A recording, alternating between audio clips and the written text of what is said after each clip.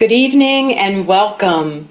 Tonight we have a very special topic. I'm Karina, Plant Powered Metro New York's Virtual Engagement Manager, and we're so glad you're here. Plant Powered Metro New York is proud to bring you engaging and informative sessions with leading experts in health and wellness.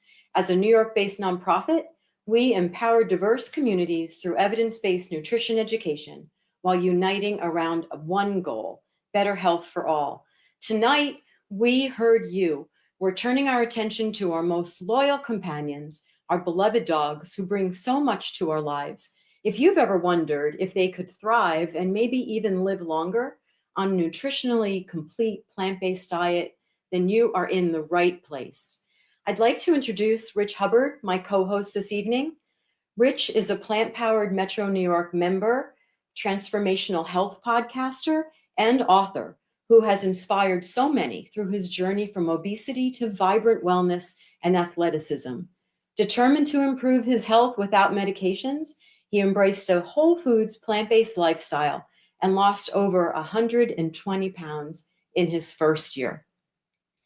He lost an additional 40 pounds thereafter while becoming lean, strong, and athletic. He's also a proud animal lover, and he's here tonight with his dog, Kobe. Hey everyone, I'm happy to be here.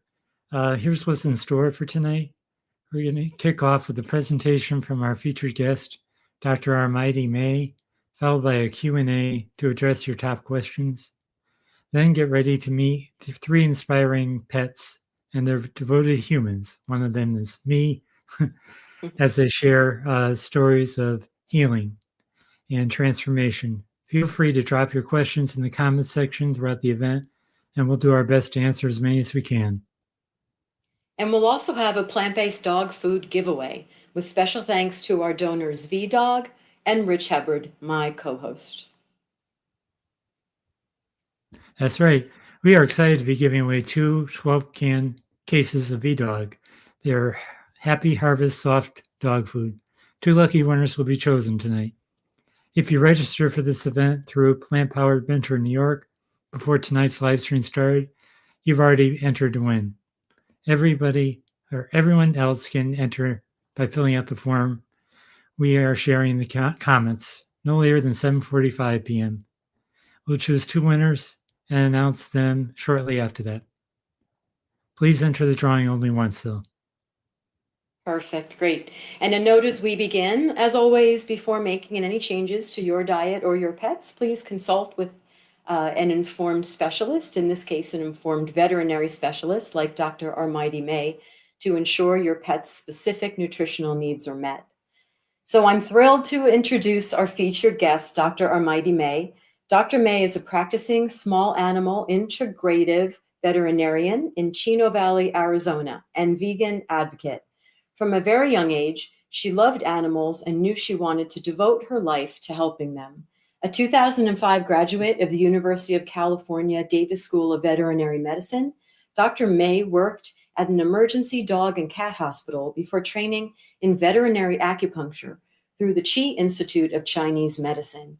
For the past 18 years, she has had a veterinary house call practice for dogs and cats in the Los Angeles area. Dr. May also volunteers her time and services to disadvantaged communities locally and abroad, including spay and neutering services, and also in Guatemala and Nicaragua. In 2015, she launched a nonprofit organization called the Veterinary Association for the Protection of Animals to encourage veterinary schools to offer humane surgical teaching methods in their curriculum. Dr. May is an impressive world-renowned speaker, and we're grateful to have her with us. Welcome, Dr. May. Thank you for having me. It's an honor to be here with you all. So we can move right into Dr. May's slides. So my presentation is plant-based nutrition for our canine companions. And here is my website, veganvet.net. And you can email me at veganvet@gmail.com. A little bit about my background, as was mentioned, I have a bioresource sciences degree from UC Berkeley and my veterinary degree from UC Davis, where I graduated in 2005. Then I went on to start a veterinary house call practice. after working at a 24-hour dog and cat hospital, and have been doing that for the past 18 years. As far as other modalities that I offer, I have training in acupuncture, Chinese herbal medicine, ozone therapy, chiropractic, homeopathy, and laser therapy.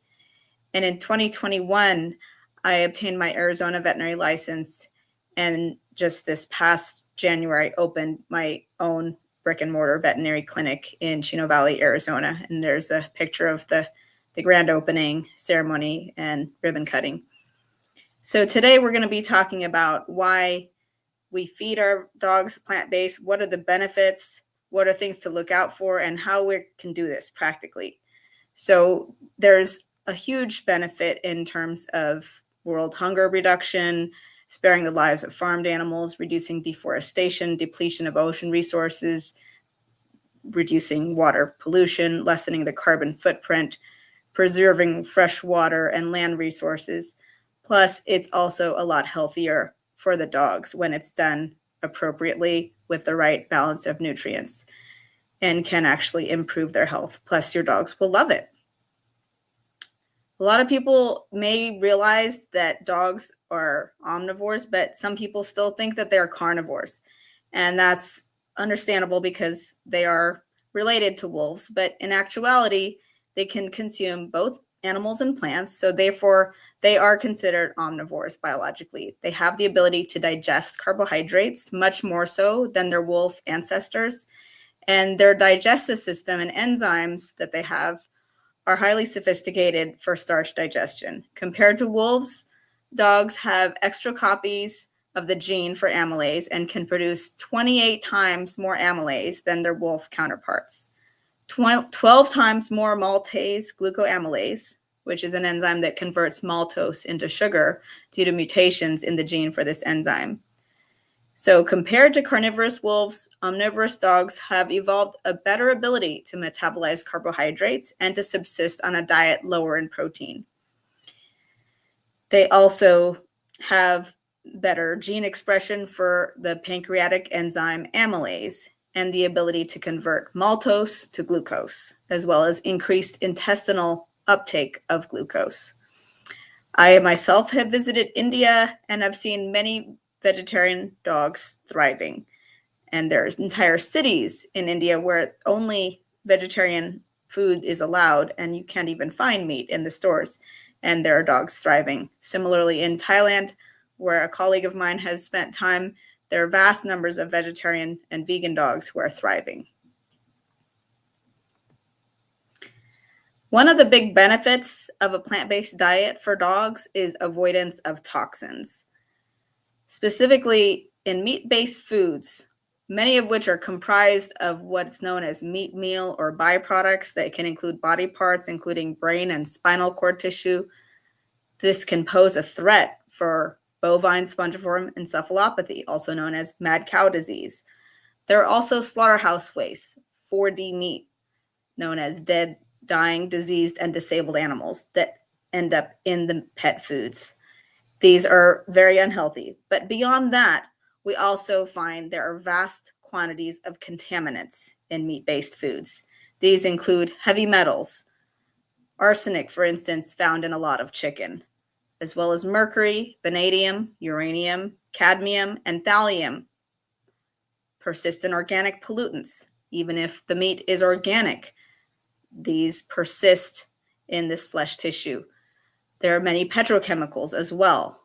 Polychlorinated dibenzofurans, PCBs or polychlorinated biphenyls, PCDDs or polychlorinated dibenzo P-dioxins, and PBDEs, polybrominated diphenyl ethers, also known as flame retardants, all of which bioaccumulate up the food chain.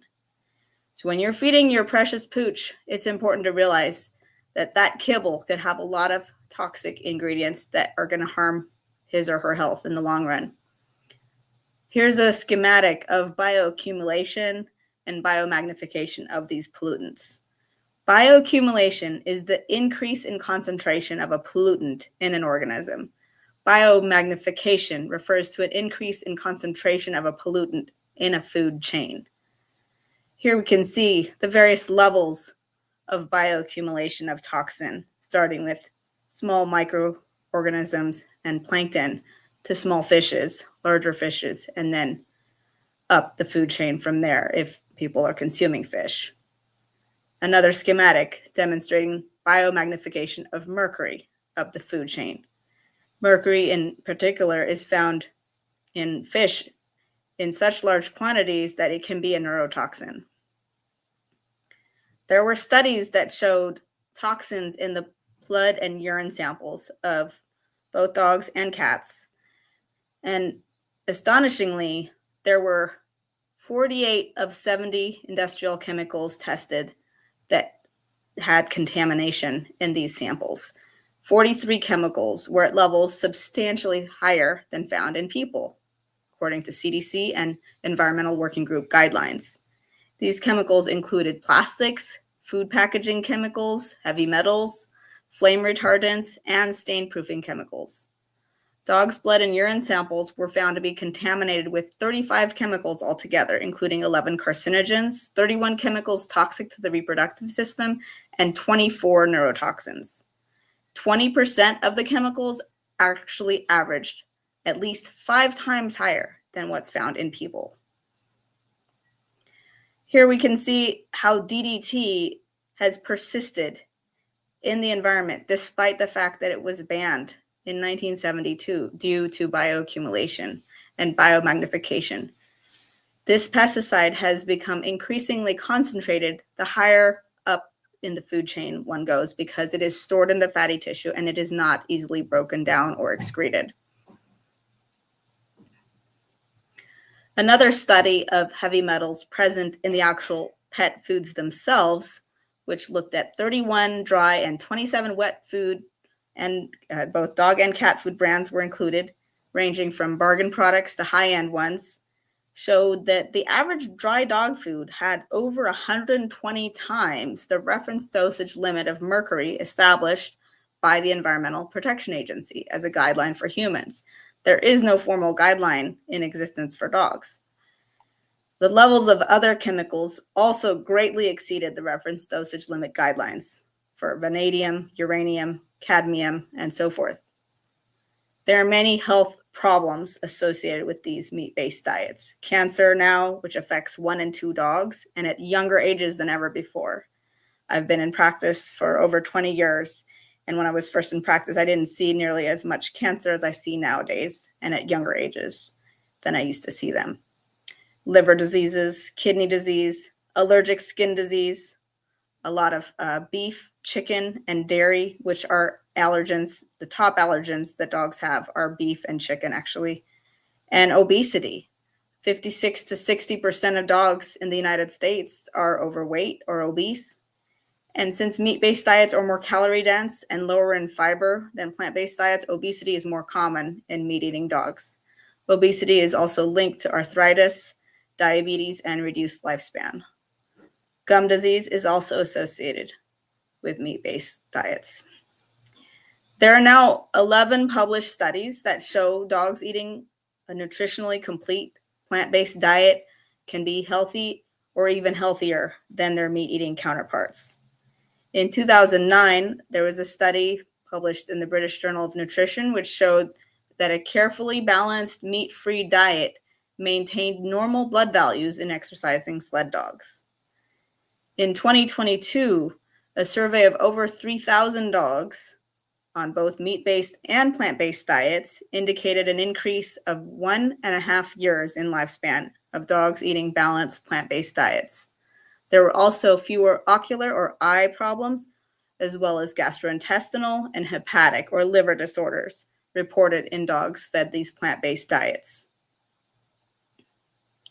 In 2024, there was a prospective clinical trial of 15 dogs performed at Western University College of Veterinary Medicine, and 15 dogs were fed nutritionally complete vegan diets over the course of a full year, closely monitored with their blood values, including biochemistry values, nutrient levels, and urine tests were evaluated.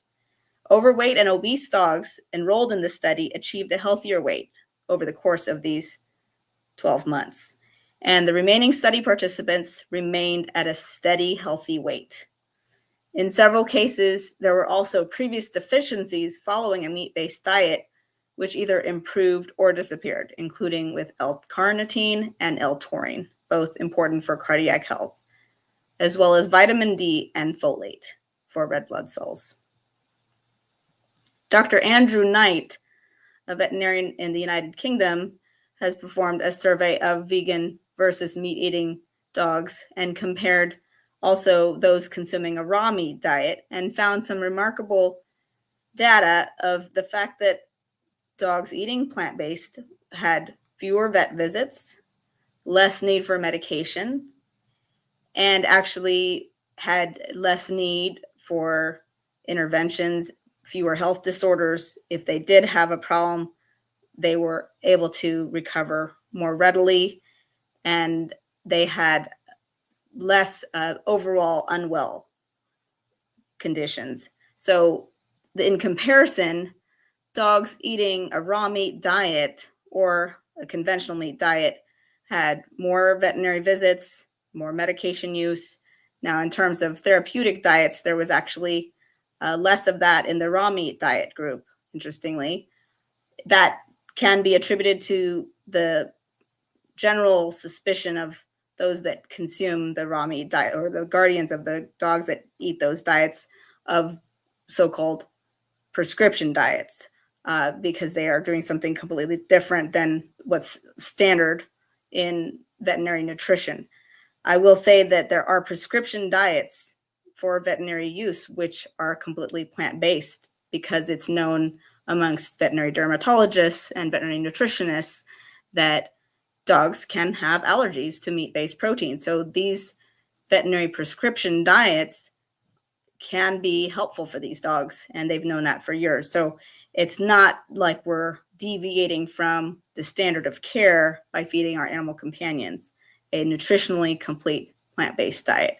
It's important to understand that dogs, being omnivores, are not dependent on specific ingredients. They do have nutrient requirements, however, and those nutrient requirements can be fulfilled through plant, mineral, and synthetic sources. So all their amino acid requirements, fatty acid requirements, and carbohydrates can be fulfilled from a plant-based diet. Some of the hazards of raw meat diets include the fact that they can be contaminated with a variety of pathogenic organisms, including Salmonella, Campylobacter, Clostridium, E. coli, Listeria, and enterotoxigenic Staphylococcus aureus. Dogs and cats may develop foodborne illnesses after being fed animal source protein contaminated with these organisms. Apparently healthy dogs and cats can also develop subclinical infections with these organisms and pose a risk to other animals and humans, especially young, elderly, pregnant, and immunocompromised individuals. People handling contaminated pet foods are also at risk of becoming sick. Accordingly, very few veterinarians recommend raw diets, and I certainly do not recommend them either. Looking at the bigger picture too, there's a huge environmental impact of meat-based dog food. In the United States, there are 163 million companion animals which consume livestock products as a main component of their diet. This accounts for 25 to 30% of the total environmental impact from animal agriculture in the United States, the majority of which comes from dog food. To meet the dietary demands of companion animals, the U.S. produced around 18 billion pounds of meat-based dog food products in 2015 alone. And this involves the killing of an estimated 2 billion animals for dog food every year. If dogs and cats in the US were their own country, they would actually be the 5th largest meat-eating country in the world. So by converting dogs to a plant-based diet, we're not only helping their own health, we're helping to save the lives of other animals. What about grains? We have heard conflicting reports in the media about grains for dogs, but grains actually contain important nutrients: vitamins, minerals, fatty acids, protein, and fiber. They can certainly be a healthy part of a dog's diet.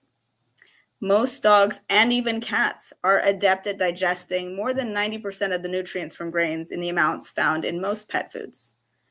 While allergies to grains can occur, they are quite rare. In fact, they are virtually unheard of. The only confirmed cases of gastrointestinal signs being caused by consuming gluten were in one inbred family of Irish setters. Grains such as oats, quinoa, wheat, kamut, and wild rice contain cysteine and methionine. These are amino acid precursors of taurine, which is an important amino acid for heart health. So in summary, there are many benefits, as we've discussed, to a plant-based diet. Improved coat and skin health, reduction in allergies, improved body condition score, reduction in obesity, reduction in ingestion of heavy metals and carcinogens, improvements in bowel function and liver health, increased lifespan, less need for medications and veterinary interventions, as well as less burden on the environment and resources for food production, water, land, air, and methane emissions. And we can be responsible stewards and compassionate towards all living beings, as well as reducing world hunger in the human population. Now, there are sometimes some questions that come up with the urinary tract health when one transitions a dog to a plant-based diet. Certain particular breeds can be prone to urinary stones, regardless of the diet, whether they're on a meat-based or a plant-based diet. These breeds are Shih Tzus, miniature Schnauzers, Bichon Frises, miniature Poodles, Cocker Spaniels, and Lhasa Apsos, who are genetically more predisposed to bladder infections, which can then in turn lead to stones in the bladder if left untreated. It's important that these dogs get a urinalysis done if there's any symptom or sign of urinary discomfort, frequent urination, difficulty urinating, blood in the urine, or pain in any manner that relates to the urinary tract. And if that's the case, a vet visit should be done. A urinalysis should be performed to see if there is in fact a urinary tract infection, and then treat accordingly. Increasing the moisture diet in the diet is helpful also because they can help flush out that bladder so that it doesn't accumulate urine for long periods, and then also increase the risk for infections and therefore stones. If the urine is too alkaline, which can sometimes happen, whether there's an infection or sometimes if the pH, because of the plant-based food, is more alkalizing, there are acidifying agents such as vitamin C and methionine, which can be used. Regardless of the diet, though, these dogs can be predisposed. So it's not just a matter of their diet, it's a matter of the fact that they're that breed. And the recent more large-scale studies did actually not show any increased risk of lower urinary tract dysfunction in vegan dogs compared to meat-eating dogs. So are you ready to make the switch to plant-based? One more thing of caution for dogs that are prone to dilated cardiomyopathy or an enlarged heart and taurine supplementation. Now, most of the dog foods nowadays have taurine added, and if they have the grains like we talked about, which have the cysteine and methionine precursors, they will be able to produce the taurine they need. However, there are certain breeds of dogs who may lack sufficient taurine and or carnitine, which are important for heart health. These are Doberman Pinschers, Boxers, Scottish Deerhounds, Irish Wolfhounds, Great Danes, St. Bernards, Afghan Hounds, and Cocker Spaniels. Sometimes another dog breed may also be affected. So if there's any concern, one can do a blood test to check for taurine or check to see that there's taurine added. And there are also supplements available if one wants to use those, depending on the situation and consultation with your vet. And those can be ordered from caninehearthealth.com. So some tips to successfully adopt a plant-based diet for your precious pooch. Introduce the diet gradually over the course of 1 to 2 weeks.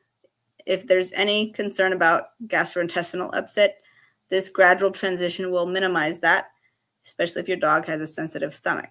Some dogs may be able to transition more quickly. but sometimes they may object to the food if it's not introduced more gradually. So you have to decide how your dog is going to best adapt to this new food. It may be a gradual process. Be patient, give them the time to do the switch that works for their body. You can offer cucumber slices as treats, carrots, apple wedges. You can steam green beans as snacks, or top the food off that's commercially available with vegetable snacks as well.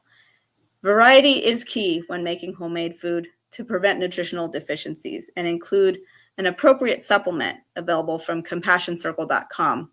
If you're using the Veggie Dog adult supplement, you want to make sure that's added into the recipes that Dr. Richard Pitcairn's book, The Complete Guide to Natural Health for Dogs and Cats, the 4th edition, has recipes that are awesome. And I have many dog patients that are thriving on these recipes. You can also use nutritional yeast flakes that are rich in B vitamins and have a nice cheesy flavor. Top that off to have it be more delightful for their taste buds and bring out the aromas with gently warming the food. Sometimes even a fast of 1 to 2 days to reset their system can be okay to do, as long as they're not underweight and as long as they are able to drink ample amounts of water. So that would just be on a case-by-case basis, depending on the dog and whether or not they can safely have a 1 or 2 day fast. There are some foods that should not be fed to dogs. Onions, macadamia nuts, yeast for making bread, chocolate, raisins, grapes, corn cobs, and hot spices. Do not feed. Many commercially available options exist. We have V-Dog that's got both a canned and a kibble now. We have Halo that has a plant-based formula, Natural Balance, Nature's Recipe, Gather, Kind Earth, Open Farm, Avoderm, Vicado, and there are more. These are just some of the options out there. You can also make your own homemade food. You do want to make sure it's nutritionally complete if you do that. So there are several resources that I would like to point people to. Dr. Richard Pitcairn's Complete Guide to Natural Health for Dogs and Cats, the 4th edition. The Fresh and Flexible Meal Plan by Jan Allegretti. The Plant Powered Dog by Diana Levadur Denetz. Happy Healthy Pooch by Sine Suzuki.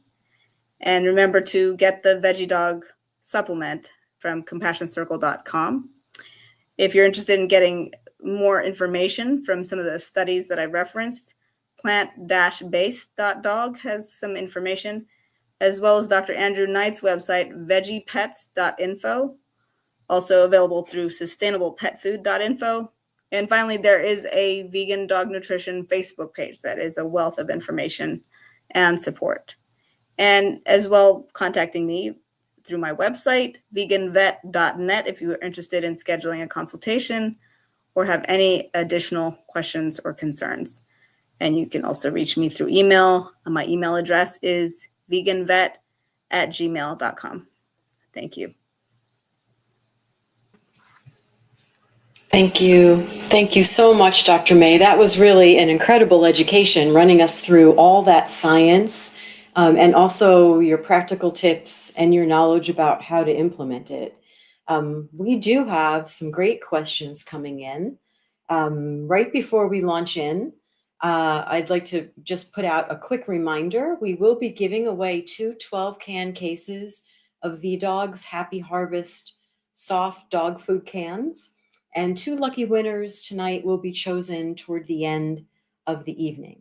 If you registered for this event through Plant Powered Metro New York's forms online, and that happened before tonight's live stream started, consider yourself already entered to win. Anyone else can enter now by filling out the form that we're sharing in the comments. And please do this no later than 7:45 because we'd like to draw our winners around that time.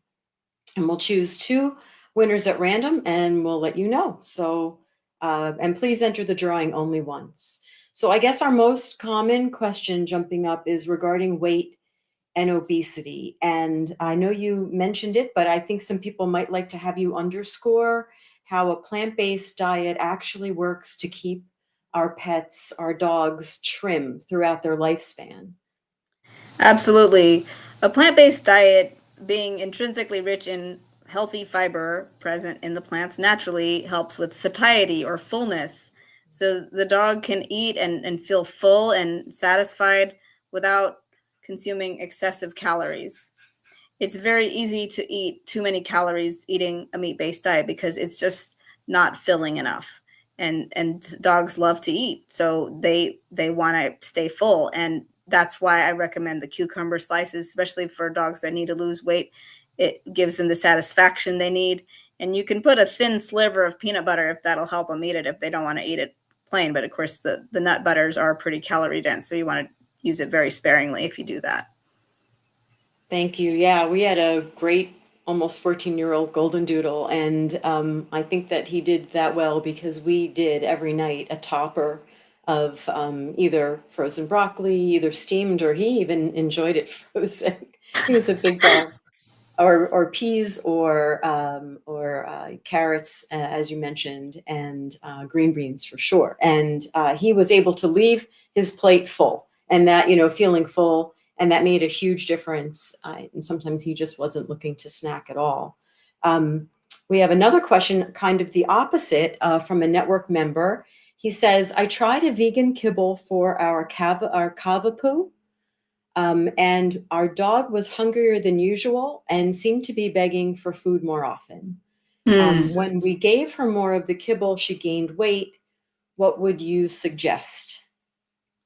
Well, that could happen because kibble, even if it is vegan, is more calorie dense than whole plant foods. So maybe we could try home cooking for this dog. And that way there would be more moisture, more fiber, and it would be maybe more satisfying as well. Sometimes the hunger for diversity of nutrients is also a factor. I think just like if we were eating cereal day in and day out, it would be boring, but we might also overeat it because our body is hungry for nutrients that it's not quite getting. So even though, in a pinch, if you're leaving town and you don't have time to cook, that's fine to do the kibble. But over the long run, diversifying their diet with mixing up different types of plant sources is helpful to make sure you're not running into any kind of trace mineral or vitamin deficiencies. So I think increasing their vegetable intake would be key with that. Thank you. That's a great answer. And we have something coming in from Facebook, or actually from our members watching on YouTube. When adding vegan food to a meat-based diet with the intention of full replacement, do you recommend mixing vegan food directly into the current food or serving at the same time but in separate bowls? I would mix it in with the current food so the dog gets a chance to familiarize himself with that texture and flavor and doesn't just like turn away from the food entirely, which could happen more readily if it's in a separate bowl. There are flavorants and additives that are addictive in a sense in the meat-based foods that can really make dogs resistant sometimes to switching over. So that's why mixing it together will help them kind of gravitate towards the new food without as much hunger strike action on their parts. Good point. Thank you. Here's another one that seems to be repeated in a couple of different ways. Let's see. Can I give my dog table scraps? And if so, which ones? I would do them as long as they're healthy foods that you would eat if you're trying to be health conscious. So not things like pizza or burgers. I mean, even if they're the vegan versions of those foods, they can still be quite high in fat and they can cause pancreatitis, especially if there's a dog who's prone to that, like a schnauzer. They can have problems with that with a high fat food.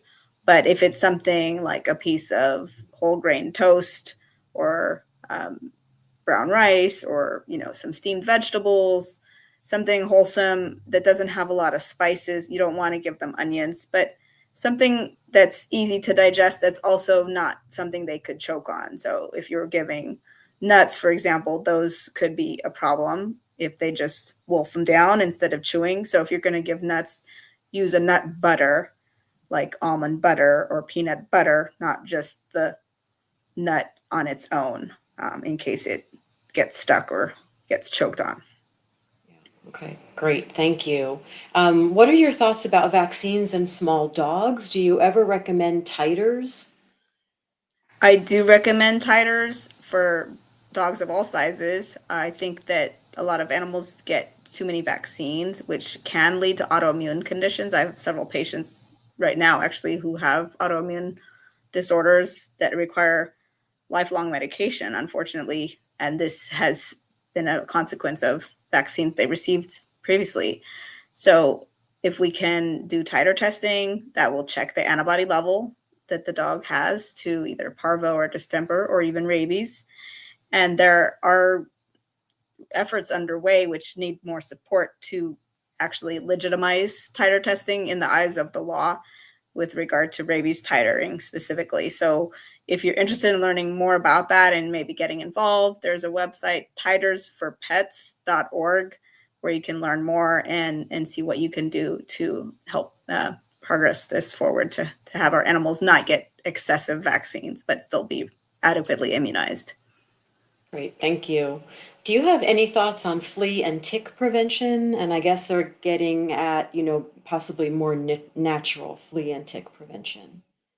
Certainly, we see fleas a lot in both Southern California and even here in Arizona, and it's a big problem. So getting them environmentally managed is also a big part of this. So when you bring their dog back in from an outing, take a flea comb and comb through the dog, and you'll be surprised how often you'll see fleas jumping off, or flea dirt, which is that little black speck material that's the consequence of fleas biting the dog.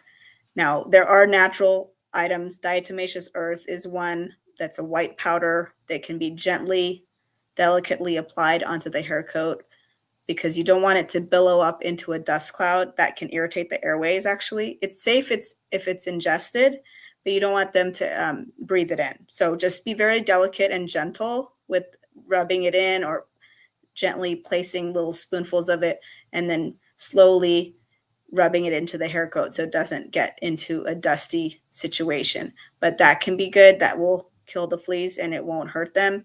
You can also put the diatomaceous earth in the carpet, under furniture, around little crevices in your house, so it takes care of the environmental issue. And then, of course, washing any bedding with hot water, vacuuming thoroughly. Now, there is also a product called Wondercide. Wondercide.com carries an essential oil-based flea and tick control product that has essential oils at the right proportions. So that can be helpful. Eucalyptus oil can also be used just in cotton balls around the house to kind of keep the flea control problem at bay. For ticks, we do see ticks in certain parts of the country, but those are a little trickier. I mean, it depends how many ticks we're talking about, but there are Baltic amber tick collars that are made from amber sap from a tree. That's a natural alternative. And there are other essential oil-based products, but you have to make sure it's in the right proportions with the dog's health in mind, because you don't want to just douse a bunch of tea tree oil. That could be very toxic, actually. So you want to make sure you consult and get the right appropriate dose for that particular animal. That's great. And if people have questions, we'll definitely put up your information and they can have a consultation with you and talk about their area of the country. I know here where Rich and I live, and many of other people watching on the East Coast, we have a lot of ticks, not so much in New York City, but in the outskirts. So there's a question about cats. What plant-based foods can they tolerate? Yeah, that's a great question. Cats can do very well on plant-based diets as long as their nutritional requirements are fulfilled and their urinary tract health is monitored. In particular, male cats, because of their anatomy, are prone to urinary obstruction or blockage of the urethra if there's any crystal formation in the urethra. That can happen to meat-eating cats, and it often does happen to them if they're on a kibble-based diet. So it's more a question of the moisture intake, but even still, it is a good thing to check the urine of a cat who's on a plant-based diet to make sure it's not getting too alkalizing. So if it is, we can use acidifiers such as vitamin C and methionine and other things that are available to help neutralize the pH. But there are many brands out there that are plant-based for cats. Amicat, Benevo from the UK. There's also Wild Earth, the unicorn pate. So yeah, definitely the options, and the home cooking is also there. But then you want to add in the Veggie Cat supplement as well. Okay, great. Wow, there are a couple of other questions that we may have to answer via email tomorrow. So is there anything as we're closing that you would like everyone to know, Dr. May? Anything Well, on your dogs mind? and cats need our supervision, our attention to their basic needs, whether it's trimming their nails, bathing, dental care, all these are basic needs they have. And whatever you can do to prevent problems will save you long term and preserve their health. So getting them on a regular regimen that improves their health, even if it's a little bumpy road in the beginning, will be worth it in the long run for prevention of cancer and other degenerative diseases. So just stick with it. If you have trouble, feel free to reach out. I'm here to support you. Thank you so much. And I guess that goes for humans and for our beloved pets, right? Anything that we can do ahead of time for prevention just saves a lot of time and heartache. So thank you so much. And thank you all for your really thoughtful questions for Dr. May. In case you've joined us during the presentation, Rich will tell us about our giveaway. Well, you can take it, Rich, whenever you're ready. Yes, there's still time to enter. We are excited to be giving away two 12-can cases of V-Dog. I apologize, my dog is going crazy here. Anyway, 2 cases of V-Dog's Happy Harvest soft dog food. 2 lucky winners will be chosen. If you registered for this event through Plant Powered Metro New York before tonight's live stream, you already entered. Everyone else can enter now by filling out the form. No later than 7:45 p.m. So you just have a few minutes left. We'll choose 2 winners and announce them before we end tonight.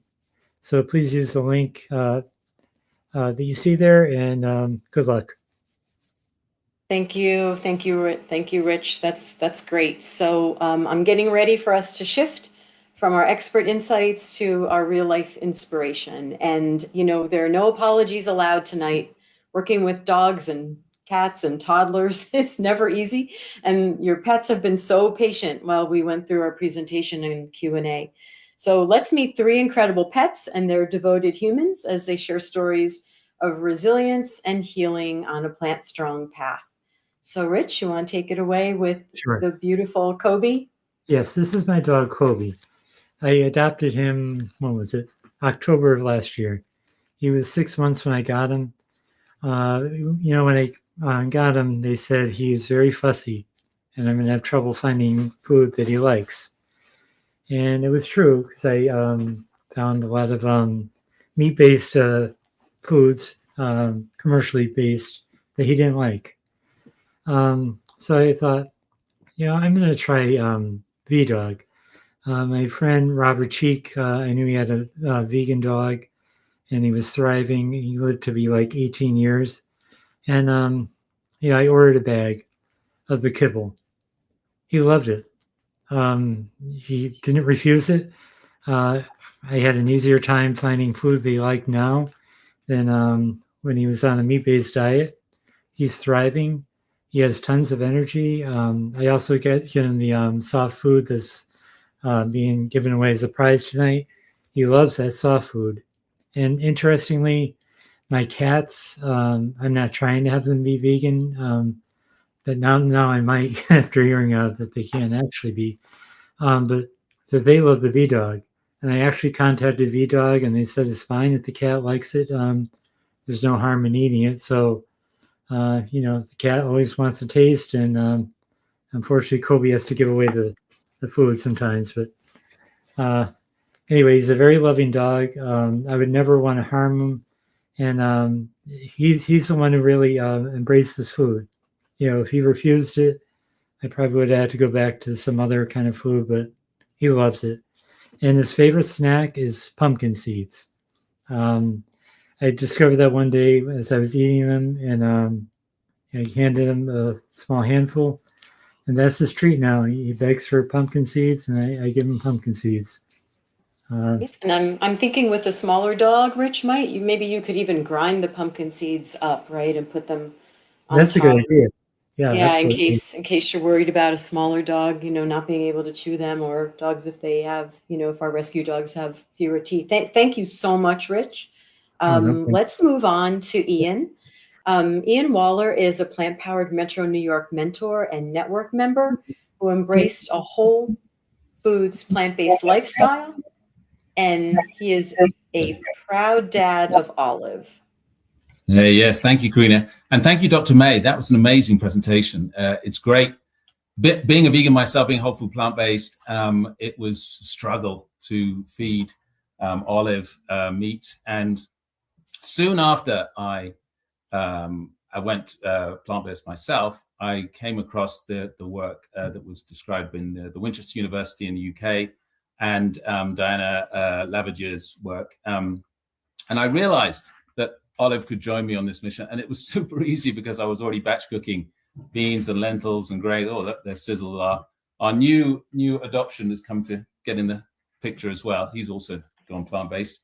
And I realized I have all the food in the fridge. I got beans, I got grains, I got veggies, I got fruits. And when I looked at the different diets that were out there for vegan dogs, I realized I could just make the food straight out of the fridge. So I love the fact that there's a whole huge vegan dog food. I'm bribing Olive here to stay with me. Vegan dog food market now, which is wonderful, saving all those animals. But for Olive, I put on a whole food plant-based diet, and because I'm eating it myself, it's no extra work. I have all the food, and she has it. I put a supplement in, this Opal Pets supplement, which gives all the extra bits and pieces that Dr. May was talking about. But for Olive, who was diagnosed when she was a puppy with bilateral elbow dysplasia and was told she would have to have operations every few years in order to keep her walking around. Here she is, she'll be 10 this year, and she is running around like a young pup. I recently had her checked out, and they said that she is in super health. And, why wouldn't you do it? If you're whole food plant-based yourself, and if all the people listening here, if you've adopted this lifestyle, it's no easier thing than to feed the dog the food that you've already got in the fridge. And it's pretty good value as well. So I don't know what else I can say other than, this is great. And as I said, we just adopted a new dog, Sizzles, who came from a shelter where, interestingly, he wouldn't eat. And he was actually put on the list. He was going to be exterminated. And we adopted him, and we immediately gave him some of Olive's food. He loves it, and he's thriving. So we've had him a few weeks, and he's eating, and he's healthy, and he's back to a good weight. So yeah, that's our story. And anyone who's thinking about it, it's super easy. Thank you so much. And they're both adorable. And the new one looks like he's settling in really quickly. So thank you so much. So next and last, but definitely not least, I'd like to invite Janet Levine. Janet is a registered dietitian and also a plant-powered Metro New York Network member. So she's a registered dietitian and a retired dentist. She teaches her clients about the health benefits of plant-based nutrition and advises them on how to make the transition to a whole food plant-based approach. Janet finds it rewarding to see the health improvements of the people she counsels, and her mission includes sharing information about how dogs can reverse disease and have longer, healthier lives from a plant-based diet. Welcome, Janet. We can hear you. So if you'd like to talk, we're good. Or is she frozen? You probably can hear me now, but I appear to be frozen. I don't think the camera is on. But they got you at a really, really good angle. You should see how it usually catches me if I'm frozen. Anyway, I'll just start talking. Thank you. I have what I still think is a miraculous story about a dog that we had, and he was an amazing, amazing dog. And what happened was in 2016, he was just 11 and a half that August, and he started losing his energy. And then he stopped eating, and he was no longer going up the stairs. And I took him to the vet, and they drew blood, and they told me that he had kidney failure. And so, and that's very common with older dogs. It was just accepted. And he gave me some disgusting canned low protein dog food. And he said, this isn't very palatable. Most dogs don't like it, but this is what he has to have. And he gave him about 6 weeks to live. He said probably within 6 weeks it would be the end. And my dog ate anything. So he managed to eat it. And then by 6 weeks, he would no longer eat that food, and he wasn't eating anything. And he started losing his energy again. His legs would slide out from under him. And something entered my mind where I remembered a friend of mine was cooking regular food for her dogs and gave them, part of the meal was rice with peas and carrots. So I knew he could at least tolerate it. I made a batch of rice with peas and carrots. He gobbled it up. And within a couple hours, he was walking, then running, then bounding up the stairs, running in the yard. And then I thought, well, I've got to figure this out. I'm a dietitian. I don't want to just figure that rice, peas, and carrots long-term is something he should be doing. So I did find a recipe online, a vegan recipe someone created for their dog. I followed it. Then I went a week later to the vet. They drew blood on this healthy looking dog. And they said the BUN and creatinine, which were the two values that had been way off, they were both within normal limits. And he said, "What did you do?" And I told him. And he at least asked me, he said, "Would you please consult with a veterinary nutritionist?" So I did. I had a phone consult with the nutritionist up at the Cornell Medical School.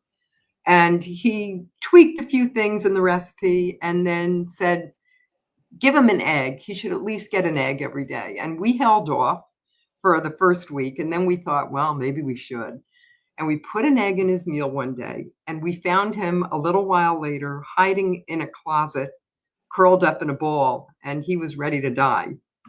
And his kidneys couldn't tolerate it. Now, back up a step. I just want you all to know his kidneys didn't heal when I gave him the plant food.